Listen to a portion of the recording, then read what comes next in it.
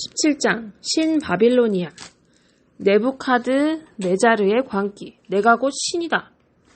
아슈르 바니팔이 죽자 아시리아 제국은 분리되었단다. 그리고 아시리아의 오랜 적인 바빌로니아가 아시리아의 땅을 정복했지. 바빌로니아 사람들은 복수하고 싶었어. 그래서 아시리아가 바빌론을 파괴했듯이 바빌로니아 사람들도 아시리아와 가장 아름다운 도시 니네베를 파괴해버렸지. 벽과 문이 부서지고 아슈르 바니팔의 거대한 도서관의 문짝이 떨어져 나가고 수백 권의 소중한 진흙판 책들이 박살났어. 다행히도 그중 몇 권이 남아 오늘날까지 전해지고 있지. 그런 뒤 바빌로니아 사람들은 곧 안정을 되찾아 제국을 통치했어. 바빌로니아는 이집트를 정복하지 않았기 때문에 아시리아만큼 영토가 크진 않았지만 그에 버금갈 정도로 컸단다. 오랜 세월 동안 바빌로니아 사람은 세계에서 가장 강력한 힘을 가진 민족이었지. 아시리아에게 휩쓸렸던 바빌론은 새롭게 재건되었단다. 바빌로니아의 위대한 왕 네부카드네자르, 느부갓네살이라고도 함.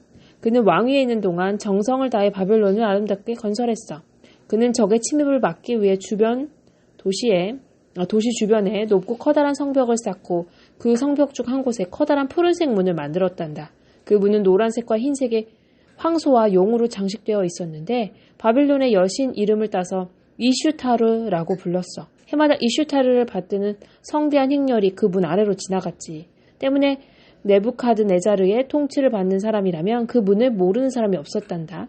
네부카드네자르는 매우 강력한 지배자였고 후에 네부카드네자르 대왕으로 알려졌어. 그러나 그는 행복한 사람은 아니었던 것 같아. 그의 통치에 대해 기록해 놓은 진흙판을 보면 네부카드네자르의 광기에 대한 이야기가 있어. 실제로 그는 몇 년 동안 제정신이 아니었다고 해. 네부카드네자르의 광기에 관한 이야기는 성경의 다니엘서에 나와. 그 이야기를 보면 네부카드네자르는 지나치게 자기 자신에게 빠져 있었던 것 같아. 그는 자신을 신이라고 생각했어. 그는 30m 높이의 거대한 금동상을 만들고 백성들로 하여금 절하고 숭배하도록 했단다. 다음은 그에 관한 이야기야. 어느 날 네부카드네자르 대왕이 바빌론에 있는 궁전의 가장 높은 곳에 올라 도시를 내려다보고 있었다. 내가 이렇게 해놓은 저 아름다운 도시를 보라. 그는 혼자 중얼거렸다. 나는 세계에서 가장 강력한 왕이다. 나보다 더 위대한 사람은 없어. 신이라 하더라도 말이다. 그가 이런 말을 하자마자 하늘에서 어떤 소리가 들려왔다. 네부카드네자르야. 그 소리가 다시 말했다. 너의 거만함은 도가 지나치구나. 진정으로 네가 신보다 더 위대하다고 생각하느냐? 이제 네 운명에 대해 들어보아라. 너는 동물처럼 행동할 것이며 소처럼 풀을 먹게 될 것이다. 신이 너보다 더 강하다는 것을 내가 스스로 인정할 때까지 말이다.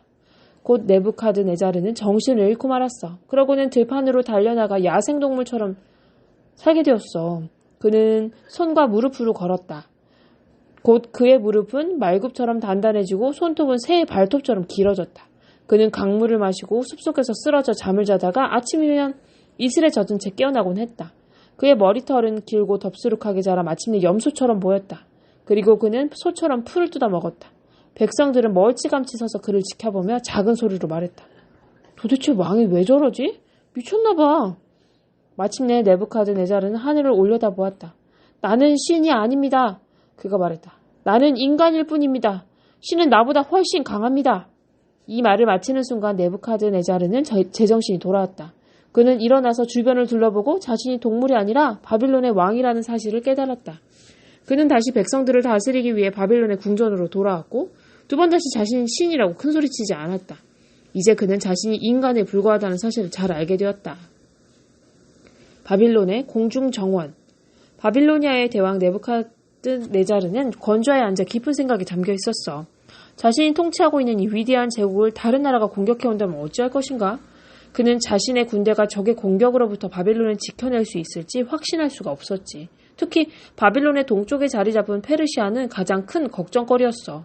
그즈음 강력한 페르시아 군대는 한창 영토를 확장하고 있었고 그들의 군대는 무척 강했지. 왕은 페르시아 군대에 대한 끔찍한 이야기들을 종종 들었어. 그래, 방법이 있어. 페르시아 왕을 찾아가 공주와 결혼시켜달라고 해야겠다. 그러면 페르시아의 왕이 나의 장인이 될 테니 바빌로니아를 공격하는 일은 없을 거야. 네부카드네자르는 페르시아의 왕의 딸을 본 적이 없었어. 하지만 그런 건 문제가 되지도 않았지. 그는 바빌론을 지키기 위해서라면 잘 모르는 공주와도 결혼할 수 있었던 거야. 그래서 그는 공주와 결혼하고 싶다고 페르시아 왕에게 전가를 보냈단다. 한편 페르시아 왕도 자신의 권좌에 앉아 바빌로니아에서 공격해 오지 않을까 걱정하고 있었단다. 바빌론이 공격해오면 어떡하지? 그는 깊은 생각에 빠졌어. 바빌론의 병사들은 훌륭한 전사라고 하던데 우리가 바빌론을 이길 수 있을지 모르겠군.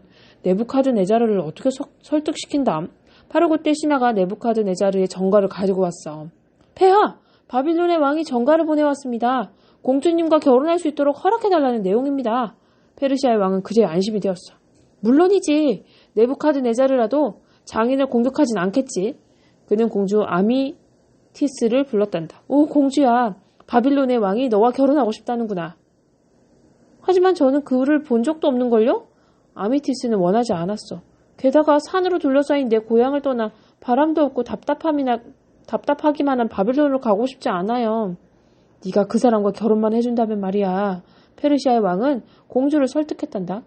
페르시아가 무사하게 된단다. 네가 이 나라를 구할 수 있단 말이다. 결국 아미티스는 동의했어. 그리고 성대한 결혼식을 치르기 위해 바빌론으로 떠났지. 그런데 네부카드네자르는 아미티스를 보자마자 사랑에 빠지고 말았단다. 그는 공주를 위해 사랑스러운 물건들로 가득 찬 아름다운 방들을 만들어 주었어. 그리고 중국에서 들여온 황금 장신구와 비단옷, 애완용 원숭이를 선물했으며 아름다운 꽃으로 항상 그녀의 방을 화려하게 장식했어.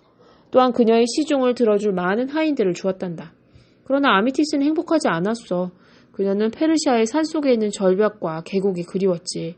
무엇보다도 페르시아 사람들이 언덕 위에 만들었던 정원이 너무나도 그리웠어. 집에 가고 싶어요. 아미티스가 슬픈 목소리로 말했어. 더 이상 바빌론에서 살고 싶지 않아요. 이곳은 너무 단조롭고 심심해요. 어떻게 하면 아미티스를 행복하게 해줄 수 있을까? 고민하던 네부카드네자르에게 한 가지 생각이 떠올랐어. 그녀를 위해 바빌론시의 한가운데에 산으로 된 커다란 정원을 지어주기로 한 거야. 네부카드네자르는 즉시 일을 시작했어. 그는 노예들을 시켜서 멀리서 거대한 바위를 끌어오도록 하여 거대한 언덕을 만들었어. 인공적으로 산을 만든 거지. 그는 바위를 흙으로 덮고 나무와 꽃, 풀을 빽빽하게 심었어. 그 식물들은 모두 페르시아에서 가져온 것들이었지. 이제 곧 아미티스는 예전에 페르시아에서 보았던 꽃들을 다시 볼 수 있게 될 것이었어. 노예들은 또한 유프라테스 강에서부터 정원의 꼭대기까지 물을 끌어올릴 수 있도록 펌프를 설치했지. 그러자 산속의 계곡처럼 정원 사이사이로 물이 흘러내렸단다. 네부카드네자르는 산을 오르내릴 수 있도록 길도 만들게 했어. 그러고는 아미티스를 데리고 나와 자신이 만든 작품을 보여주었지. 공주, 이제 페르시아로 돌아갈 필요 없어.